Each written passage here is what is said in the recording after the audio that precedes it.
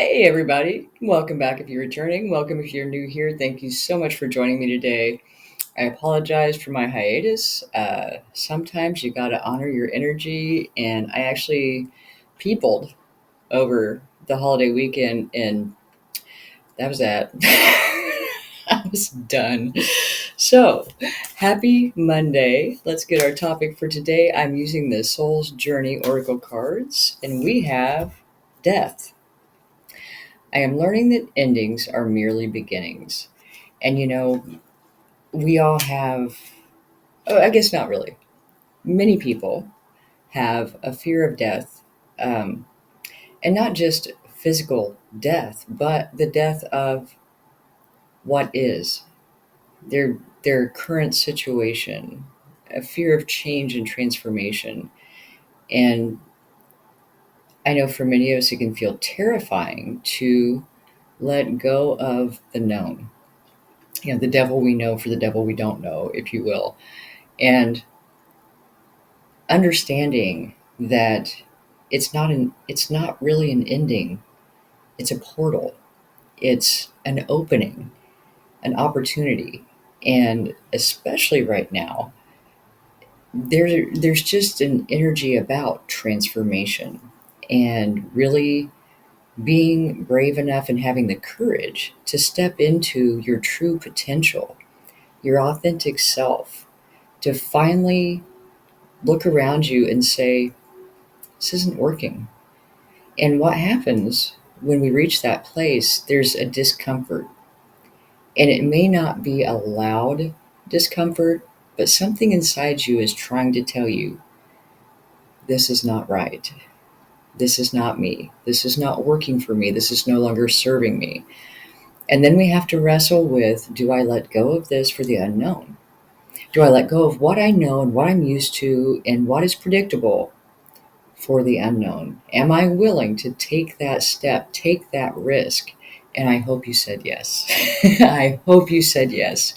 Because throughout our lifetime, we are always evolving and changing. When you think about, honestly, we are not the same hour to hour, day to day, because each experience we have changes us in some way. It touches us in a way where we may change our perspective, we may change a belief, we may open to new possibilities. And so we are ever evolving beings, whether we're thinking of it consciously or not, we're constantly changing. Change is not scary, change is revolutionary. And it's what has evolved us as a species is change. And it's so easy to think, well, this is good enough. This is okay. Do you really want to live an okay life? How about living an extraordinary life? Like something where you make choices in the day to day that honor who you are, what you desire, and you don't settle. You don't settle in work, you don't settle in relationships. You hold true to what's right and best for you, what is aligned with who you are, because we have been programmed to believe that doing for ourselves or making choices for ourselves is selfish. And I'm sorry, but I was not given this life to live it for someone else. And that's where, for many, many years, I gave myself away. I didn't live my life. I spent my time helping everyone else, living their lives, being a supporting player, like a supporting actor in a film, where you're supposed to be the star because it's your life. It's your life. And if you choose to help someone, that's fine.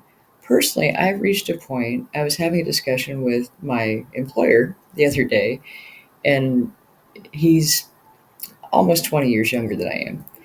And I told him, I said, look, here's the deal. I said, I had narrowed down who I was going to help the family. And I said, now I've closed that door entirely. That door is no longer open. I am no longer available for that service.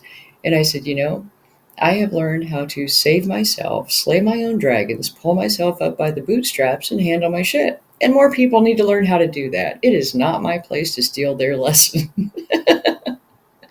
And when you think about it, We really are stealing people's lessons, stealing people's karma when we overhelp and overgive.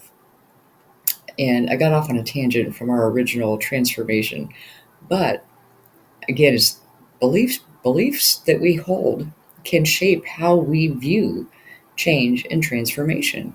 And those old beliefs are stuck in our subconscious programming that we receive from childhood.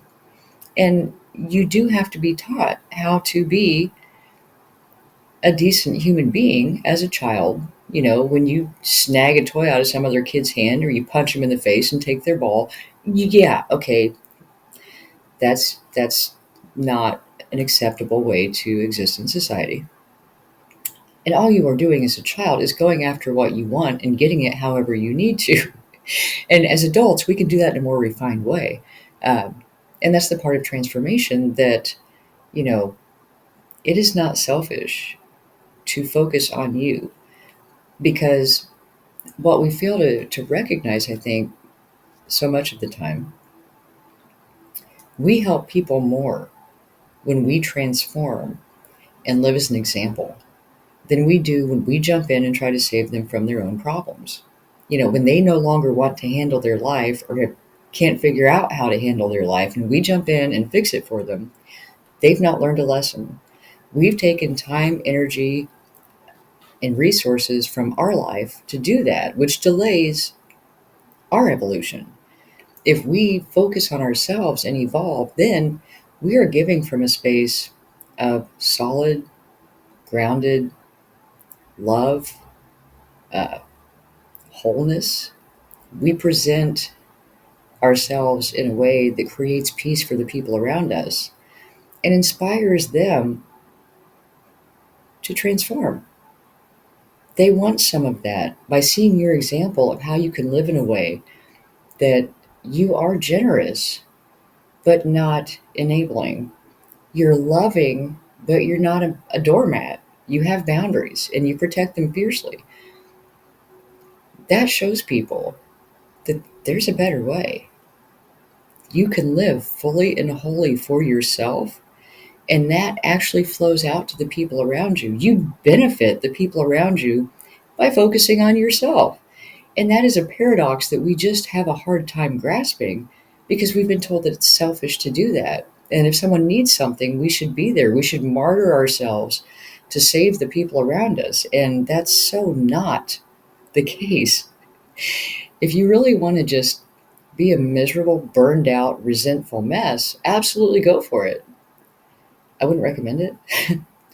That's a lot like death because your life is not being lived while you're doing all this for everyone else around you. And you have no energy left for you at the end of the day. So,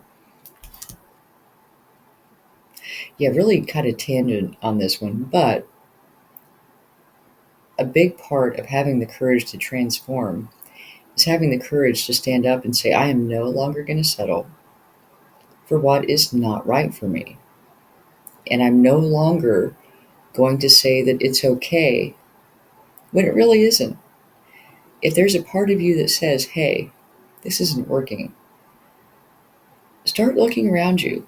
What parts of your life no longer feel comfortable? Like the shoe that's a half size too small, or the sock that's slipped down into your shoe that's just kind of, it's really irritating. You can tolerate it, but it's irritating. And that's the part you really need to address. That's where you're being pulled to focus on, like this needs to change. So don't fear the concept of death or endings because it's not an ending, it's a portal. And on the bigger picture, as far as physical death, that's just your body. Your soul continues. Energy never dies, and we're energetic beings. You get a new car. It's great. So, today, I hope you take the time to look around and really find the areas of your life where you feel like, you know what? This used to work for me. Like this shoe used to fit, but now it's leaving a blister. I really need to address that. It's time to go shoe shopping. Make the changes. It's messy. All change is messy. During the transformation, think about it. A caterpillar goes into the cocoon, turns into mush, mush, goo, and comes out as a butterfly. And in that period of change, we can feel like goo because there's so much that's unpredictable, uncertain, and it's very chaotic. But then, once the transformation is complete, when you reach the butterfly stage, that time spent as goo seems well worth it. So, thank you so much for joining me today. I hope this helps, and I will talk to you soon.